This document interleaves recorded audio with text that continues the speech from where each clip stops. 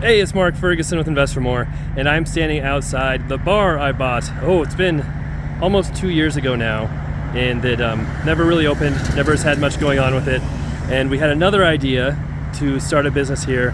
It was kind of destroyed by the city. So we'll talk about that and what happened there and what our future plans are for this building. It is on a very busy highway, which is very nice.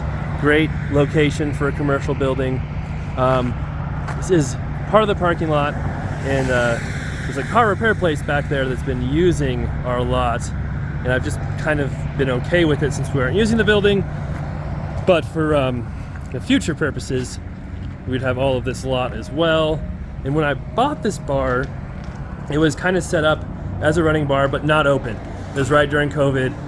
I got a really good deal on it, but they had closed, and our plan was to remodel it, reopen it, and that also did not work out as planned, so we'll talk about that here too. Love the likes, love the comments, love the shares, keep those coming. I know it seems like we've had a lot of really bad real estate stories lately, a lot of crazy stuff going on with squatters, evictions, different things, failures with the city to get things done, and there are multiple cities, not all the same city. But we also have a lot of good things going on with real estate as well. But when we have good properties with tenants in place and things are going smoothly, then we don't really have videos of that stuff because there's not a whole lot of point to it. And we can't really show the properties when there's tenants inside of them, using them for businesses or residences. So that's a lot of the reason why you see the bad more than the good, is because the good we can't really show as much as the bad. It is very cold in here, but this property is winterized, needs some plumbing work, and it's actually warmer outside than it is inside today. And last week we talked about it being minus 20 one day in northern Colorado, where we're at. Today it's like 50. It's beautiful out. So people think it's always snowy, always cold in Colorado. Not really true. We have some amazing days and some pretty cold days too. All right, so when I first bought this, it had a real low drop ceiling, had a wall back there, had the bar coming along here, and like I said, it was working. It had wood paneling all over it. It was real not amazing.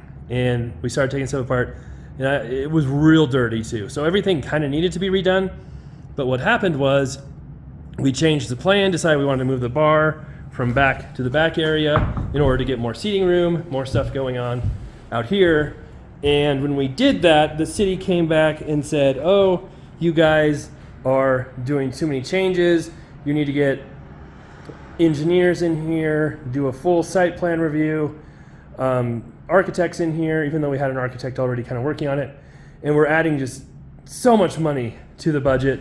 And then they wanted us to completely redo these bathrooms, make them ADA, which means we have to take out these brick walls, which are so cool, and bring the bathrooms out here.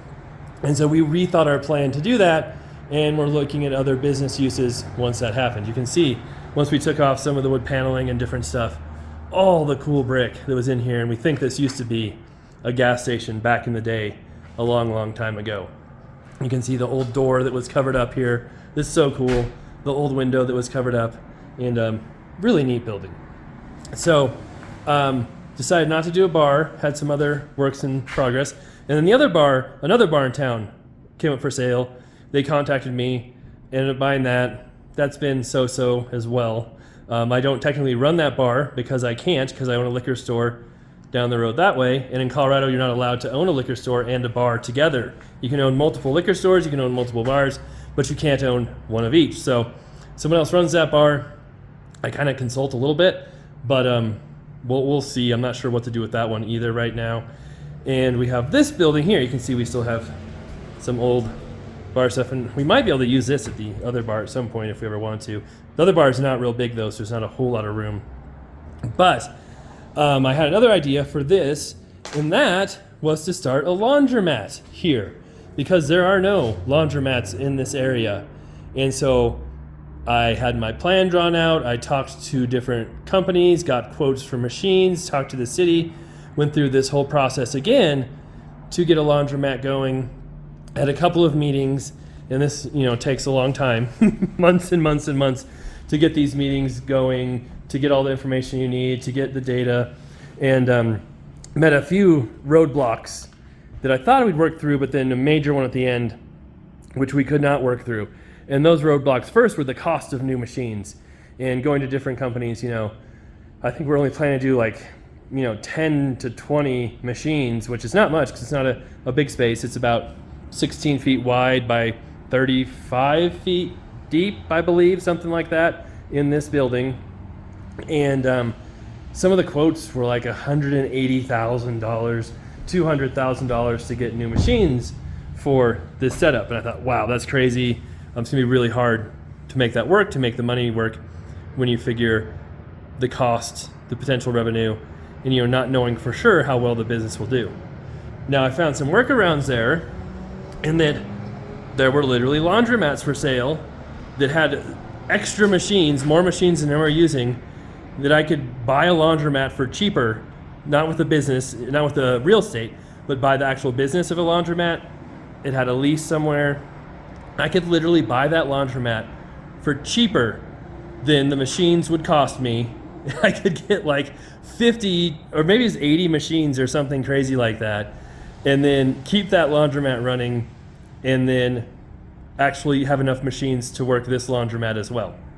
The drawback to that was the laundromat was not super close to me. It would not be super convenient to go there, so it would kind of have to be an absentee owner situation, be some things to work out there.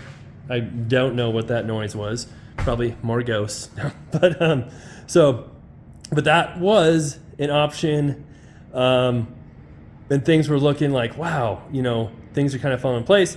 Then we had our final meeting with the city, and I'd known this might be a possibility, but after they did their figuring, they decided I would have to bring 2 shares of water with me or bring 2 shares of water to the town in order to open a laundromat and allow that to happen because of the water usage. And so that was part of the other plans I had done, is checked out other laundromats, talked to the people selling me the machines, figured out how many gallons of water we'd use per month, got those figures, and the city came back and said, yeah, you need 2 shares of water for us to allow that much water usage. They wouldn't allow me to pay more or pay a higher rate or use city water that was already available. I had to bring my own shares of water because water in northern Colorado is absolutely crazy right now.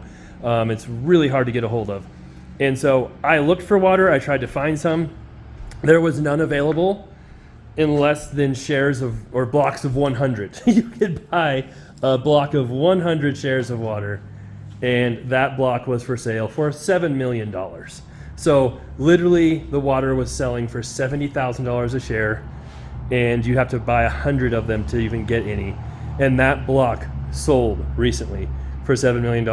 Another block of 100 I saw just came up for sale, same price, $70,000. And you can't even find people who will sell 1 or 2 shares individually right now. I talked to water people, talked to agents who had properties for sale with water shares, talked to a ton of different people, and just nobody's got it. So it's a really crazy water situation up here in Colorado right now. And even if I could find the water, it doesn't make sense to spend $140,000 on water, then bring in all the machines, then obviously we have to do a remodel in here and do that side of it. Just the cost would be too high for the size of the building and the revenue we might be making. So that plan was also destroyed. So we've had a few plans destroyed by the city recently. We had the apartments we tried to build in the old church where the city wanted 2 shares of water for that as well, not that I could get them. And then we had an auto shop place renting a building where the city said that was an illegal business and we couldn't have an auto shop there. And so we had to do a variance, which would have cost us $20,000 to $30,000 to do. So I use that for my own personal storage now. So there's been some tricky things going on here. And a lot of people say, just do stuff. Don't ask for permission, ask for forgiveness. And you can do that for a lot of stuff. But when you're building a laundromat right on the busiest street, actually the busiest highway in the entire area, it's a little tricky to get away with that.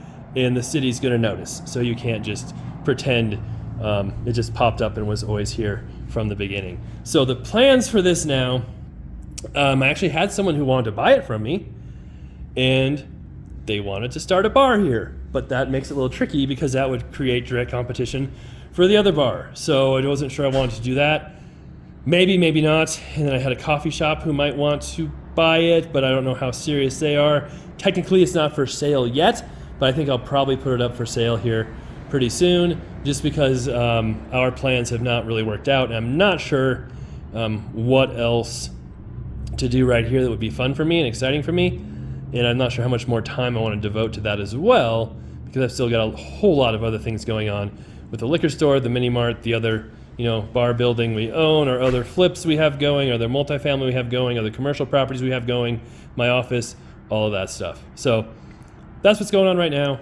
I paid $123,000 for this building. Like I said, kind of in the middle of COVID, which came with everything. I mean, it's probably worth $250,000 because of its location. So it's not the worst investment in the world, but it could have gone a lot better. That's for sure. So for right now, I'm going to need to figure out exactly what to do here, what to do with the building. If I want to sell it, it's possible I could rent it out too, but it would take quite a bit of build out too to rent it out as well. But man, you could say you feel bad about tearing some of the stuff out and not using it, but the brick is so cool underneath, and yeah, it needs a little bit of rehab and work on some of the brick, that I'm still kind of glad I did it, even though it wasn't the most cost-effective thing in the world. All right, so that's the update on this property. We will have an update on the old restaurant I bought that's kind of in the same situation. It sat there for a long time. Coming up here soon too, because we're making progress on that one. So that'll be exciting. If you don't follow us yet, love to see people subscribe. Love the likes, love the comments, all of that as well. And we'll have many more updates on everything else going on. And yeah, we'll try and throw in some good stories here too. All right, take care. Be back soon.